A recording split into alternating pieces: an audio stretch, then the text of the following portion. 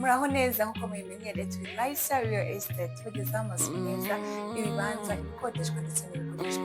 Uyu munsi rero ngarukanye nziza n'imboga nziza mu mbeka nziza iherereye Kanombe Nyarwanda n'inzu nziza iherereye mu Rwanda n'amashaka y'imodoka zirimo gukora parking y'ahantu hahagaze ushaka parika imodoka ebyiri kandi amafaranga ni make cyane. Amafaranga ni babwira nawe kandi muraza kumva ko amafaranga ni make ujyanye n'inzu nziza n'inzu nini icyumba bine dushaka toilette eshatu by'umwihariko ifite office nziza kandi nini iherereye hanze ku irembo. Abashyitsi cyangwa abantu bagusuye uramutse ukorera akazi mu rugo bajya gusanga batagombye kwinjira mu nzu yawe. Inzu nziza ndaza kubatembereza mbereke ese inzu zifite ese profile zifite ese inzugi zirimo zimeze ndaza kuza kubatembereza mbajyane kuri office bajyana ahantu hose muri iyo nzu muza kuza kubana nanjye. Ikindi kandi cy'umwihariko inzu ifite bariko hejuru yo kwakira abashyitsi bawe nziza n'ahantu hasa neza n'ahantu hitwa yo hejuru wumve ngo ni heza cyane.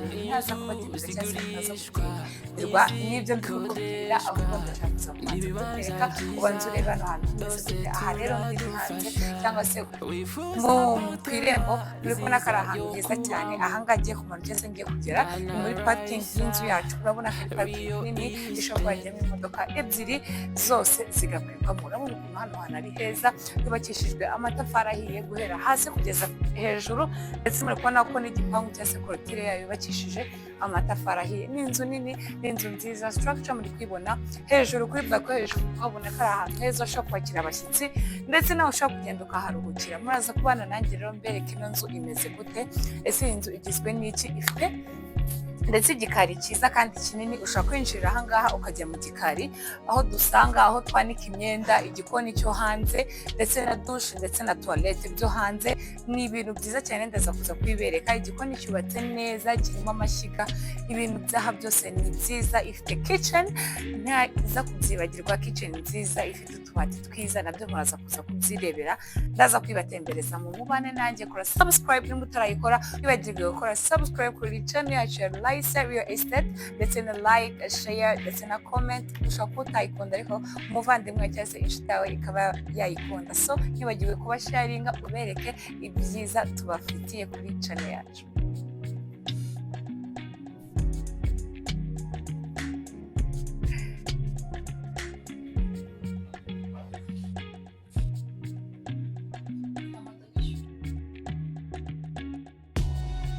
Ghana Raissa, Rio Estate. Ghana Raissa, Rio Estate. Ghana Raissa, Rio Estate. Ghana Raissa, Rio Estate. Ibibanza byiza, amazu meza, ni muri Raissa. Izere ko tubanye cyangwa se nabashije kuba nareka inzu yacu neza muri salama ndetse na kitchen yayo byose mwabirebye kumeze sawa. Ndibutse ko inzu ifite ibyumba bine dushaka toilette n'eshatu ndetse na rooftop. Kivuga kuri rooftop menshi akunze kubereka bwa mbere yo kubereka ibindi bintu byose uko salon na salamanje ndetse na kitchen nabanje kwibereka. So tujye kugenda maze mbereke ese rooftop yacu imeze gute, ese hameze gute cyangwa ari ikintu dusangayo ndetse mbereke no mu gikari cyacu ibintu byose biriyo. Mbibutse ko hariyo igikoni, douche na toilette byo hanze ndetse n'inzu y'umukozi cyangwa se umuntu ubakorera yababamo. Iyi nzu mbibutse ko ifite office hanze ariyo ngiyi mpagaze imbere. Ni office nini, murabona yuko winjira ujya muri office mbere yuko ujya mu nzu ndetse n'ahandi. So ngiye kubanza mbajyane rero kuri rooftop maze mbereke rooftop yacu uburyo imeze, uburyo hakoze neza, uburyo ushobora kuhatera intebe ukishimana n'abagusuye cyangwa se n'abawe mubana mu rugo. So tubanje tugende rero mbereke kuri rooftop yacu uko imeze. Tukivuga kuri rooftop hari stairs zizamuka hejuru ujyayo hano ndetse no mu gikari hari izindi stairs nazo ndaza kuza kuzibereka. So duhereye kuri izi ngizi rero ushobora kuzamukiraho ujya hanze. Aha ngaha murabona ko ari stairs nziza, ntabwo ari nini cyane ariko si na ntoya cyane, ariko murabona ko ari ibintu byiza cyane. Ahantu habereye ijisho rwose, ushobora no kuhifotoreza urabona ko ari view nziza. Tayari nageze kuri ya rooftop nziza yacu, murabona ko ari ahantu heza, ntabwo ari hanini cyane kandi si na hato cyane. Murabona ko ari heza, ushobora kuba wahatera intebe ukaza ukahasangira n'abagusuye. Murabona ko ari umutaka mwiza ushaka kurinda izuba mu gihe cy'amanywa cyangwa se mu gihe cya mu gitondo. Muri kubona ko hano hantu heza, uba uri kureba view yose ya hano. Mbibutse ko ari Kanombe hafi ya Santas, murumva ko ari ahantu heza, karitsiye ni nziza, hano hantu ni heza. Nize ko rooftop mwayibonye, ahangaha ushobora kuba wahakoresha nk'imeza uhatereka ibintu, hari udutebe hano, murabona biterwa n'uko waba ushaka kubaka. Urabona ko hano hantu ari heza, n'aka rooftop k'abasirimu keza kariho udutako. Muri kubona ino mitako iri hano ukuntu ituma haba heza cyane, haba natire ukuntu. Mbibutsa rero ko iri rooftop yacu rifite n'amatara, ushobora kwesitara amatara yawe ku buryo haka cyane nijoro bitewe n'uko ubishaka. So ntaragera mu nzu nagiye ko ndabanza kubereka nkaberekane n'igikari cyacu mukareba ukuntu kimeze. So tujyane rero mbereke n'igikari cyacu ukuntu ari cyiza, ari kinini, harimo ibintu byose bikenewe cyangwa se ibintu byose ukeneye wowe uri kureba. Turi kuza rero cyangwa se ahangaha ndi kuza ni mu kayira cyose mu gakorodoro katugera mu gikari cyacu, n'ukuntu hano hose hari amakaro ndetse hakoze neza. Rero hano naho ushobora kuba wakanika imyenda mu gihe wafuze, hari ahantu wanika imyenda. Iyi space mpagazemo hazajya imigozi uzajya wanikaho imyenda. Ahangaha rero niho babona amazi meza aba afite ahantu bayabika. Rero hano mpagaze ni mu gikoni cyangwa se hano ni mu kayira cyangwa se mu karyango kerekeza mu gikoni cyacu. Murabona ko ari igikoni cyiza cy'ibisirimu cyubatse neza, kiriho n'amashyiga rwose ku bishyimbo, isombe cyangwa se ibindi bintu byose utatekera kuri gaze. Urabona ko hari igikoni cyiza cyabugenewe ushobora kuba wabitekeramo. Urabona ko igikoni cyacu ari cyiza kandi ari kinini. Hano hari korodoro isohoka hanze. Ikindi mbibutsa ko nabwiye ko harimo inzu umukozi cyangwa se umuntu ubakorera ashobora kuba yaryamamo. Ni ahantu heza naho hanini, harimo parafo nziza, harafunze ntabwo mbasha kubabereka, ariko murabona ko naho hahari, ndetse hari douche ndetse na toilette by'umuntu bakorera cyangwa se abantu baje kubasura bashobora kuyikoresha. Murabona ko nabwo ari toilette nziza cyane. Murabona ko iyi nzu rwose ntacyo ibuze. So tugiye kugenda rero uyu munsi ntabwo dukora nk'uko dusanzwe dukora. Uyu munsi tugiye guhera muri kitchen, mbereke ibintu byose, aho kugira ngo noneho ndasoreza he muri salo yacu, mbereke salo imeze gute. So tugiye gukurikiza kitchen rero, mbereke kitchen yacu kimeze, mbereke ibyumba, mbereke ibintu byose. So tukira no mu gikari rero hari imiryango ibiri. Hari umuryango wa mbere wa korodoro ukwinjiza mu byumba, kugira ngo umuntu mu byumba ashobora gusohoka atabanje kunyura muri salo mu kanotinga ako kantu. Ashobora gusohoka akanyura kuri uyu muryango bitabaye ngombwa kugira ngo anyure ku muryango wo muri salo cyangwa se wo muri saramanje. Akabona umuryango wo muri saramanje nawo ndi kurebana nawo, sizemba muri kubona nawo n'umuryango uhita winjira muri saramanje ukajya no muri salo. So tugiye guhera kuri uno muryango winjira mu byumba, ko mwimbitse ko nabwiye ko ngiye kubereka ibyumba mbere ko njyana muri salo. So dutangiriye hano rero, iyi ni ya korodoro nababwiye ijya mu byumba.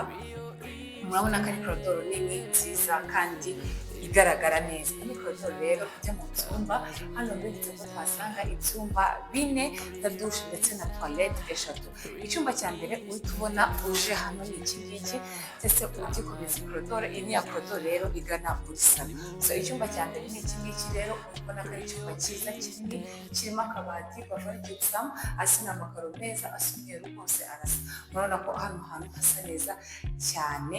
Iki ni icyumba cya mbere rero. Iki cyumba rero nicyo tubona ukinjira cyangwa se ukiza ahangaha uhita ujya ku cyumba cya kabiri kiri hano. Ubwo mbibutse ko ibi byumba bibiri beretse bisharinga douche ndetse na toilette uko biranegeranye, mwabonye ko bitagoranye cyane. Iki ni icyumba cya kabiri, ubona ko nacyo kimeze, gifitemo akabati bikamo ibikoresho byawe by'umuntu ukiraramo. Iki ni icyumba cya kabiri rero mberetse sharinga douche ndetse na toilette. Iyi ngiyi birebana, murabona ko ari douche nziza, toilette ni nziza. Urabona ko hano hantu ari heza cyane. Rero maze kubereka ibyumba bibiri. So muri no korodoro cyangwa ahangaha naho dusanga chambre principal, ariyo dusanga ifite icyumba, ifite douche ndetse na toilette byacyo, ifite mbese n'abatindiye. Reka mbereke ahangaha rero ukinjira ifite na korodoro kayo, kuko uzashobora kuza ukorera muri douche bitabaye ngombwa kugira ngo yinjire mu cyumba cyawe. Murabona ko ifite korodoro ndetse n'imiryango ibiri bitandukanye, douche ndetse na toilette ngibi. Murabona ko ari douche nini nini cyane wisanzuramo ushobora kujyanamo muri babiri. Murabona ko ari ahantu heza kandi hanini rwose hubatse neza cyane. Rero tugiye kwinjira hehe? Tugiye kwinjira mu cyumba. Iki ni cya cyumba murabona wall ukuntu hano hantu hameze, ntabwo hameze nk'ibindi byumba, ho hifite na design hayo, ifite wall ituma haba heza cyane. Murabona ko ari icyumba kinini. Ikindi kandi nuko hano hantu ari hanini, ifite akabati kayo. Murabona ko ari akabati kanini keza k'abantu babiri kandi nawe mukababona mu cyumba. So iyi nzu rero bibutse ko iri kugurishwa n'amafaranga makeya cyane. Ndababwira ngo ni makeya kwandaza kuyababwira ngo n'amafaranga makeya cyane. Mushobora kuba mwaganira inzu twegeza so ngiki rero tubamagana nimero ziri kuri screen yawe.